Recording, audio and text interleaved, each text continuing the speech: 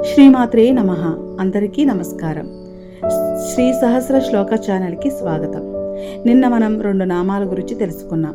ఈరోజు 3వ నామమైన శ్రీమత్ సింహాసనేశ్వరి అనే నామం యొక్క విశిష్టత, అందులో ఉన్న పరమార్థం తెలుసుకుందాం. ముందుగా సింహాసన రహస్యం గురించి తెలుసుకుందాం. అమ్మవారు సామాన్యమైన పీఠంపై లేరు. బ్రహ్మ, విష్ణు, రుద్ర, ఈశ్వరులు ఈ 4 దేవతలు 4 కోడలుగా ఉంటే, సదాశివుడు పలకగా ఉన్న పంచబ్రహ్మ మంచంపై అమ్మవారు ఆసీనురాలే ఉంటుంది. పంచకృత్యాలు, దీని అర్థం ఏమిటంటే సృష్టి, స్థితి, లయ, తిరోత్థానం, అనుగ్రహం అనే పంచకృత్యాలను నిర్వహించే దైవశక్తులన్నీ ఆ తల్లి పాదాల చెంతే ఉంటాయి. ఆమె ఆజ్ఞ లేనిదే ఈ సృష్టిలో అణువు కూడా కదలదు. ఈ శక్తినిచ్చేది అమ్మవారే. ఇందులో ఉన్న పరమార్థం తెలుసుకుందాం. మన హృదయం అనే సింహాసనంపై ఆమెను కొలువు తీరిస్తే మనలోని అజ్ఞానాన్ని తొలగించి జ్ఞాన సామ్రాజ్యానికి ఆమె మనల్ని పట్టాభిషేక్తులను చేస్తుంది.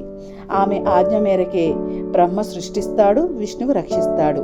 ఆమె పీఠంపై కూర్చుని ఈ 5 చక్రాలను తిప్పుతూ ఉంటుంది. ఈ 5 పనులు చేయడానికి దేవతలు ఉన్నప్పటికీ వీరందరికీ శక్తిని ఇచ్చేది మాత్రం ఆ లలితా పరమేశ్వరి దేవియే.